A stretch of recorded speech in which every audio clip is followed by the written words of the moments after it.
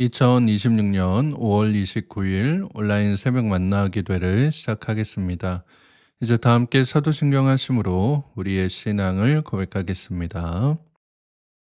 전능하사 천지를 만드신 하나님 아버지를 내가 믿사오며 그 외아들 우리 주 예수 그리스도를 믿사오니 이는 성령으로 잉태하사 동정녀 마리아에게 나시고 본디오 빌라도에게 고난을 받으사 십자가에 못 박혀 죽으시고 장사한 지 사흘 만에 죽은 자 가운데서 다시 살아나시며 하늘에 오르사 전능하신 하나님 우편에 앉아 계시다가 저희로서 산자와 죽은 자를 심판하러 오시리라.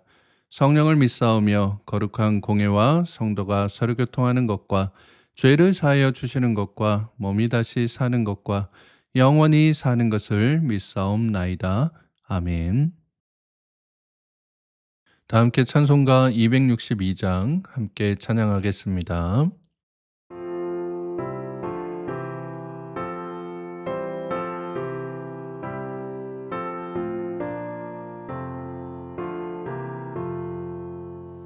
날 구원하신 예수님 영원히 찬송하겠네. 저 죄도 주께와 죄 사유하신 받으라. 구하라 주실 것이요 찾으라 얻을 것이라. 죄 중에 사는 영혼을 주 온전하게 하시네. 우리 죄로 인하여 피 흘려 죽으셨으니 주밖에 없는 사랑을 만 백성 알게 전하세.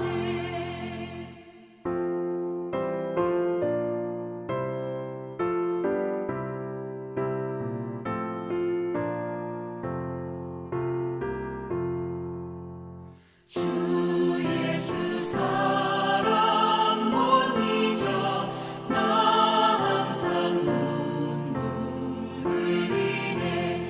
이 세상 어디 가든지 나 주만 생각합니다. 목마른 자의 세배와 영생의 물을 마시라. 내 주를 사랑한데도 늘 맘에 부족하도다.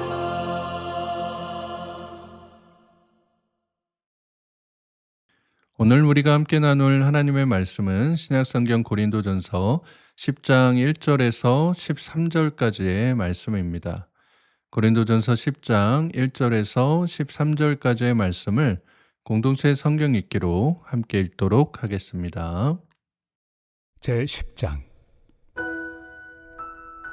형제들아, 나는 너희가 알지 못하기를 원하지 아니하노니 우리 조상들이 다 구름 아래 있고 바다 가운데로 지나며 모세에게 속하여 다 구름과 바다에서 세례를 받고 다 같은 신령한 음식을 먹으며 다 같은 신령한 음료를 마셨으니 이는 그들을 따르는 신령한 반석으로부터 마셨으며 그 반석은 곧 그리스도시라.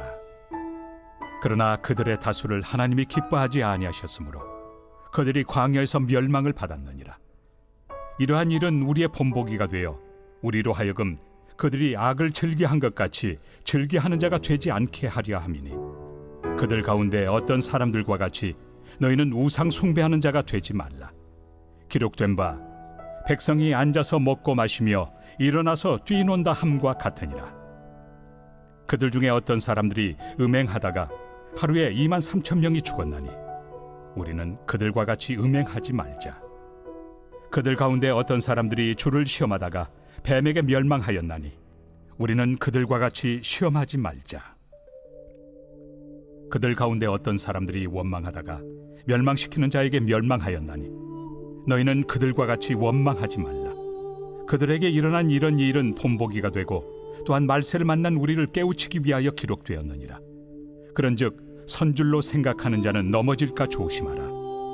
사람이 감당할 시험 밖에는 너희가 당한 것이 없나니 오직 하나님은 미쁘사 너희가 감당하지 못할 시험 당함을 허락하지 아니하시고 시험 당할 즈음에 또한 피할 길을 내사 너희로 능히 감당하게 하시느니라. 오늘도 새벽 만나 기도를 통해 하나님께서 주시는 말씀의 은혜와 평안이 사랑하는 성문 가족 여러분들과 함께 하시기를 축복합니다. 오늘 우리가 함께 읽은 본문은 바울이 고린도 교회 성도들에게 이스라엘 조상들이 광야에서 하나님의 은혜를 입고도 불순종하여 멸망받은 일을 말하면서 교회 안에 있는 여러 가지 죄악들에게서 돌아오라라고 권면하는 내용이 나타나 있습니다. 오늘 본문 1절 말씀해 보시면 형제들아 나는 너희가 알지 못하기를 원하지 아니하노니 우리 조상들이 다 구름 아래 있고 바다 가운데로 지나며 라고 해서 너희들이 알고 있듯이 우리 조상들 즉 이스라엘 백성들이 하나님의 은혜로 구름 아래 또 불기둥 아래 광야에서 하나님의 은혜를 입었고 홍해를 가르신 그 하나님의 인도하심으로 바다 가운데로 지났던 지난날의 일에 대해서 언급하고 있는 것을 보게 됩니다. 그러면서 이제 이들이 모세를 통해 구름과 바다에서 세례를 받았고 다 같이 신령한 음식을 먹고 신령한 음료를 마셨다라고도 합니다. 이거는 이제 광야에서 만나와 메추라기 또 반석에서 난 물을 마셨던 이 사건을 의미하고 있는 것이죠. 4절 말씀해 보시면 다 같은 신령한 음료를 마셨으니 이는 그들을 따르는 신령한 반석으로부터 마셨음에 그 반석은 곧 그리스도시라라고 말씀합니다. 그런데 이들 중 다수를 하나님이 기뻐하지 않아서 광야에서 멸망을 받았다라고 이야기를 합니다. 5절 말씀해 보시면 그러나 그들의 다수를 하나님이 기뻐하지 아니하셨으므로 그들이 광야에서 멸망을 받았느니라라고 말씀합니다. 그러니까 광야까지 인도하신 하나님께서 그 이스라엘 백성들을 홍해를 가르셔서 인도하시고 낮에는 구름 기둥으로 밤에는 불 기둥으로 지켜주셔서 광야를 건너갔던 그때에 이들의 입술에서 불평이 나오고 불만이 나오고 하나님을 믿지 못해서 모세가 시내산에 올라간 동안 밑에서 금송아지를 만드는 그런 모습들을 하나님이 기뻐하지 않으셨기 때문에 그들의 다수가 결국에는 광야에서 멸망을 받았다라고 하는 것입니다. 여러분 우리가 잘 알아야 되는 게요. 교회를 다닌다라고 해서 다 구원받는 게 아닙니다. 교회는 예수 그리스도를 반석이라고 믿고 하나님을 기뻐하는 사람들이 모인 공동체를 말하는 것이다 라고 제가 한번 말씀드린 적이 있잖아요. 그러니까 교회라고 하는 것이 어떤 공간적인 개념이 아니기 때문에 단순히 그 울타리 안에 있다라고 해서 구원을 받는 게 아니라 내가 하나님을 신뢰하고 믿을 때에 내가 내 삶 가운데 하나님을 나의 삶의 주인으로 모시고 예수 그리스도를 나의 구주로 고백하는 그러한 믿음의 고백이 있을 때에 삶의 광야를 통과해서 하나님께서 예비하신 구원의 땅 가나안에 이르게 된다라고 하는 것입니다. 그런데 우리 중에는 간혹 내가 모태신앙이니까 내가 직분 받은 지가 몇 년 됐으니까 이런 마음의 긴장을 놓아버려서 교회를 의무로 다니거나 아예 나오지 않는 분들도 보게 된다고 하는 거예요. 교회 등록하고 나서 혹은 임직받고 나서 내가 장로고 권사고 집사인데 이름만 걸어놓고는 설렁설렁 교회 나오면서 아니면 또 어떤 분은 아예 나오지도 않으면서 하나님이 알아서 해주겠지라고 하는 마음으로 구원을 얕보다가 신학의 큰 위기, 삶의 큰 역경을 만나게 되거든요. 그러한 때에 내 신학의 경력이나 출신이나 연수를 자랑할 게 아니라 내 중심이 여전히 하나님께 있는지 늘 살펴봐야 된다라고 하는 것입니다. 그렇게 자신의 마음을 살피고 믿음을 다시 세우는 자리가 오늘 여러분이 하고 계신 이 기도의 자리인 거예요. 그래서 제가 부임하고 나서 여러분에게 계속해서 강조했던 것이 기도하셔라. 새벽 기도 참여하시고 또 은혜의 댓글로 믿음을 고백하셔야 된다. 수요 기도에 나오셔라. 교회를 위해서 함께 기도하자라고 권면드리는 이유가 바로 이러한 이유인 것입니다. 그러니까 제가 여러분을 살리려고 하는 거예요. 이렇게 가다가는 광야에서 다 이제 멸망당하게 생겼으니까 다시금 주님 앞에 나와서 "주님, 내가 내 믿음을 가볍게 보지 않겠습니다. 내가 얕은 그러한 마음을 가지고 요리조리 피할 생각을 가지고 아니면 뭐 편하게 하려고 하는 그러한 믿음의 게으름을 가지고 하나님 섬기지 않겠습니다. 내가 진실된 마음으로 하나님께 기도함으로 하나님께서 내 삶의 주인이심을 고백하는 그 굳은 믿음으로 내 삶의 모든 어려운 순간들을 이겨나가겠습니다." 그거 고백하시라고 기도에 나오시고 또 댓글도 다시면서 "그러한 은혜를 나누셔라" 라고 권면드리고 있는 것입니다. 여러분, 우리가 언제 기도가 잘 나오지 않느냐면 힘들 때 기도가 안 나오는 게 아니거든요. 내가 내 자랑하고 싶을 때, 내가 내 삶을 내 능력 스스로도 컨트롤할 수 있다라고 자만에 빠질 때 가장 먼저 놓는 것이 기도의 자리입니다. 기도하지 않는 직분자, 기도의 자리를 지키지 않는 신앙인은 광야의 시험을 당할 때 멸망당할 수밖에 없다라고 하는 거예요. 하나님을 기뻐하기 위해 자신의 믿음을 굳건한 반석 위에 세우기 위해서라도 여러분이 정말 시시때때로 아니면 매일매일마다 이렇게 하나님 앞에 나와 기도하는 이 시간을 꼭 마련하셔야 된다라고 하는 것입니다. 그래서 바울도 이러한 일을 좀 본보기 삼아서 이렇게 기도하지 않는 사람, 하나님 앞에 달려오지 않는 사람들이 하는 악한 일들이 있는데 이런 것들을 즐겨야 하는 자가 되지 말아라 라고 경고하는 것을 보게 됩니다. 6절 말씀해 보시면 "이러한 일은 우리의 본보기가 되어 우리로 하여금 그들이 악을 즐겨한 것 같이 즐겨하는 자가 되지 않게 하려 함이니" 라고 말씀합니다. 그래서 뒤이어서는 7절 말씀부터는 이들이 행했던 죄악된 모습들, 그러니까 기도하지 않는 사람들이 행하는 그러한 모습들, 영적 자만을 가지고 하나님을 얕게 보는 사람들, 가볍게 보는 사람들이 했었던 이 죄악의 4가지 모습들을 이야기를 합니다. 7절 말씀에서는 이스라엘 백성들의 뿌리 깊은 우상 숭배의 모습이 나오고요. 8절 말씀에서는 그렇게 끊어내려 해도 끊어지지 않았던 이 간음과 음행에 대한 모습이 나오고 9절 말씀에서는 하나님을 시험하는 것, 10절 말씀에서는 하나님께 불평하고 원망하는 모습들이 있었다라고 이야기를 합니다. 그래서 바울은 이 모든 일이 우리 조상들에게 본보기로 일어난 일이니 말세가 다가오는 이때에 우리가 깨달아야 된다. 하나님께서 기뻐하시는 믿음의 삶을 살아야 된다라고 권면하고 있는 거예요. 12절 말씀해 보시면 "그런즉 선줄로 생각하는 자는 넘어질까 조심하라" 라고 말씀하잖아요. 12절 맨 앞에 보시면 "그런즉이라고 나오죠. 앞의 내용을 종합하자면 내가 하나님의 선택받은 백성이다, 내가 복음 안에 세워진 고린도 교회 성도다, 뭐 직분자다 라고 하면서 뭔가 내가 위에 있는 것처럼 생각될 때 그때가 넘어질 때니까 조심하라 라고 하는 것입니다. 누구든지 믿음 위에 내가 똑바로 서 있다라고 자만할 때 그때가 가장 넘어지기 쉬운 때임을 꼭 깨달아서 항상 겸손히 자신을 바라보라 라고 말하고 있는 것입니다.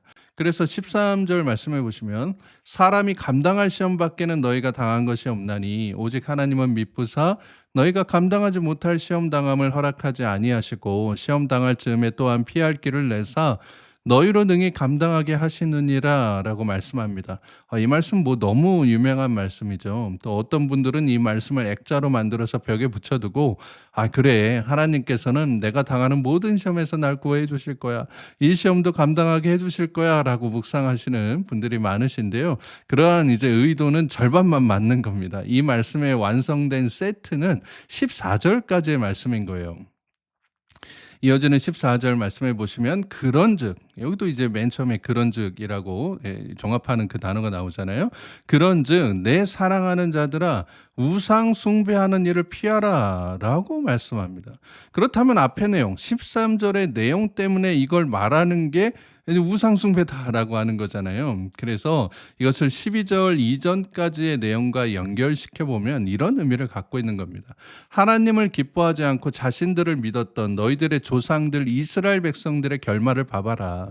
홍해를 건너게 하시고 만나와 메추라기를 먹여주셨던 그 하나님의 은혜를 다 잊어버리고 하나님 앞에 불평불만하고 우상 숭배하고 간음하고 하나님을 시험하는 그런 못된 짓을 계속해서 반복하다 보니까 결국에는 가나안 땅에 들어가지 못하고 광야에서 모두 죽었잖아. 금송아지를 만들어서 섬기고 틈만 나면 하나님께 불평하고 원망했던 그들의 말로가 이렇게 된다.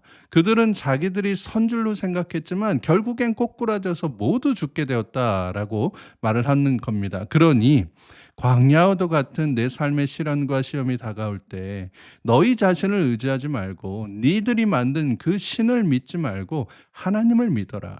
하나님을 기뻐하라. 왜냐하면 하나님은 미쁘셔서 신실한 분이셔서 너희들이 감당할 만한 시험을 주시는 거야. 그리고 너희들이 시험 당할 때 내버려 두지 않는 분이다. 그래서 너희들이 피할 길을 내어주시는 신실하신 분이다. 그러니 사랑하는 누구누구야, 제발 우상을 섬기지 말고 멀리해라. 하나님을 섬기고 하나님을 의지해라 라고 말하고 있는 것입니다. 사랑하는 여러분, 내가 내 직분 믿고 뻐기면서 자랑할 때 내 신앙의 연수나 지식이나 경험을 가지고 하나님보다 더 낫다라고 교만히 여길 때 그때가 내가 선줄로 착각하는 때입니다. 그리고 그러한 때를 사탄이 얼마나 잘 이용하는지 우리의 믿음을 넘어뜨리고 여러분의 발목을 확 꺾어버린다라는 것입니다. 그렇게 해서 삶에 큰 고난이 닥쳐서 광야와 같은 상황에 놓이게 되었을 때 자기 자신의 잘못은 바라보지 못하고 오히려 하나님 원망하고 하나님을 떠나서 결국엔 세상으로 달려가서 그 죄의 길을 걸어가므로 멸망의 문으로 향하고 있다라고 하는 거예요. 오늘 사도 바울은 그렇게 하지 말라라고 권면하고 있는 것입니다. 여러분, 믿음의 눈으로 보면요, 광야에서 만나는 시험은 하나님을 만나는 기회입니다. 그 기회는 오직 하나님을 신뢰하는 사람, 하나님을 정말로 의지하는 사람만이 이겨낼 수 있습니다. 그러니 섣부르게 내 신앙에 자만할 것이 아니라 하나님이 계시지 않으면 나는 아무것도 아니다 라고 하는 고백으로 여러분 앞에 놓인 모든 시험과 광야를 멋지게 승리하며 나아가실 수 있기를 바랍니다. 내가 받는 시험이 하나님께서 내게 능히 감당할 만하기에 주신 것임을 믿고 영적 교만과 자만에 이르러 우상을 섬기는 일에 달려가지 않도록 내 믿음을 다시 한번 점검하고 다시 한번 하나님을 기뻐하는 모습으로 나아가 우리를 은혜의 자리로 인도하시는 하나님의 선하신 인도하심을 맛보며 기쁨 가운데 살아가는 사랑하는 모든 성문의 가족들 되시기를 주님의 이름으로 축복합니다. 함께 기도하겠습니다. 사랑과 은혜가 풍성하신 하나님 아버지, 오늘도 새로운 날 주심에 감사드립니다. 오늘 이 새벽에 우리에게 말씀을 통해 하나님께 은혜를 입고도 자신들의 욕심과 자만 때문에 광야에서 멸망당했던 이스라엘 백성들의 모습이 아니라 늘 넘어질까 조심하며 하나님을 기뻐하고 겸손히 그 앞에 나아가야 함을 깨닫게 하여 주시니 감사드립니다. 오늘 내 삶에 닥쳐온 크고 작은 시험 앞에서 낙심하지 않게 하여 주시고 내 경험이나 자만을 버리고 겸손히 주님을 의지함으로 피할 길도 내어주시는 어떤 시험도 능히 감당하고도 남게 해주시는 우리 주님의 귀한 구원의 손길을 경험하며 나아갈 수 있는 사랑하는 성문의 모든 권속들 되게 하여 주시옵소서. 거룩하신 우리 구주 예수 그리스도의 이름으로 기도드리옵나이다. 아멘. 주기도문으로 기도회를 마치겠습니다. 하늘에 계신 우리 아버지여, 이름이 거룩히 여김을 받으시오며 나라의 마옵시며 뜻이 하늘에서 이룬 것 같이 땅에서도 이루어지이다. 오늘날 우리에게 일용할 양식을 주옵시고 우리가 우리에게 죄 지은 자를 사하여 준 것 같이 우리 죄를 사하여 주옵시고 우리를 시험에 들게 하지 마옵시고 다만 악에서 구하옵소서. 대개 나라와 권세와 영광이 아버지께 영원히 있사옵나이다. 아멘. 이제 함께 기도하는 시간을 갖도록 하겠습니다. 오늘 주신 말씀 마음에 묵상하면서 나라와 민족과 또 특별히 우리 교회 위해서 원로 목사님과 담임 목사님 위해서 우리 교회 모든 환우분들과 연약한 지체들을 위해서 이 시간 여러분 계신 자리에서 간절하게 함께 기도하도록 하겠습니다. 함께 기도하겠습니다.